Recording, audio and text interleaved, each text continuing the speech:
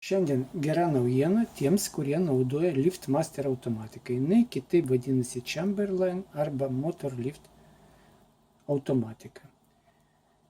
Šitie pulteliai, Motor Lift arba LiftMaster pulteliai, labai brangus. Galima pasakyti, ko gero brangiausi, kartu su Hormon pulteliais. Koks ypatumas yra šitų pultelių? Šitie pulteliai LiftMaster turi kaip kintamą, taip ir fiksuotą kodą, arba geriau pasakyti šifruotą kodą. Kuo jie skiriasi, beveik nieko neskiriasi.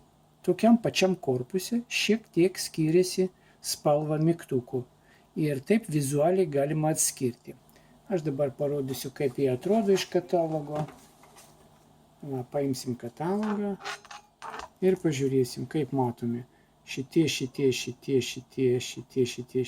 pulteliai, jie visi yra iš LiftMaster šeimos, bet jie labai panašus. Kuo skiriasi šitie pulteliai? Šiek tiek mygtukas atiduoda į ledo spalvą, o čia į pieno spalvą. Tai skiriasi, bet čia yra rolling kodas, o čia yra fiksuotas kodas.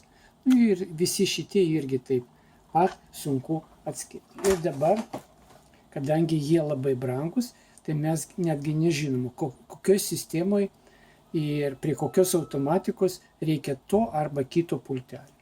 Tai va šitas pultelis turi dviejų režimų. Aišku, reikia permesti iš vieno režimo į kitą režimą. Kaip tai padaryti?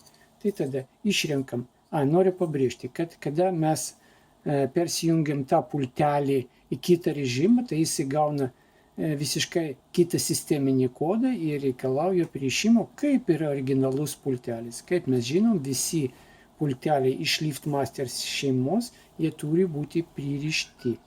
Tai tiesiog parodysim, kaip vyksta. Iš karto parodysim, kad jie iš tikrųjų yra LiftMaster pulteliai. Tai spaudžiam mygtuką, išgirdom signalą, dabar iš eilės paspaudėm mygtuką, išgirdom antrą signalą. Dabar palauksim šiek tiek, kada sistema priims tos pultelius į savo atmintį, išeis iš programavimo būsenos ir patikrinsim, ar tikrai pulteliai prisirišo. Dabar bandom. Pultelis prisirišo, puikiai veikia.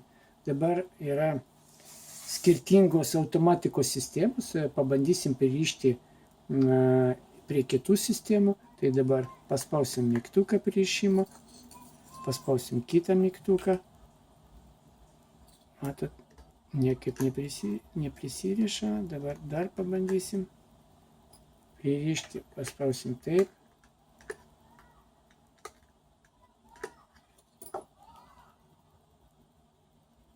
Neprisiriša tas pultelis. Todėl, kad kitoj sistemoje pabandė prisirišti. Dabar pažiūrėsim, ar prisirišo. Tai prisirišo tas pultelis. Ir dabar šitas pultelis, kitas mygtukas bandysim prisirišti. Irgi prisiriša tas pultelis. Tai dabar šitas mygtukas atsidaro šitą automatiką. Šitas mygtukas atsidaro šitą automatiką, pirmas mygtukas atidaro šitą automatiką ir toks pats. Tai reiškia, čia yra identiški LiftMaster pulteliai. Tai dabar vėlgi kaip perėti į kitą režimą. Mes turim paspausti mygtuką, neatleisti tą mygtuką, matome, kad užsidegė ledas žalia spalva, jis degs kažkur apie 30 sekundžių, paskui užges. Ir vėlgi lauksim apie 10 sekundžių, jis nieko nešvies ledas ir paskui turi pasirodyti raudonas ledas. O dabar jis užgeso, dabar laukiam apie 10 sekundžių. Pamatėm raudoną, atleidom ir vėl paspaudėm. Dabar 2 mirksėjimai, tai buvo vienas režimas, 3 mirksėjimai kitas režimas. Nu, kaip ir minėjau, dabar šitas pultelis išės iš perprogramavimo būsenos. Matot, jis sureagavo, parodė, kad ir pakeitė savo kodą. Ir kad matom, jis jau neveikia. Reikia iš naujo prirašinėti visus tos kodus. Kaip ir minėjau, jis įgavo kitą sisteminį kodą. Tai reiškia, dabar jau nėra problema, kad su vienu pulteliu galim pereiti iš vieno režimo į kitą režimą ir būtinai turi prisirišti tas pultelis prie LiftMaster automatikos.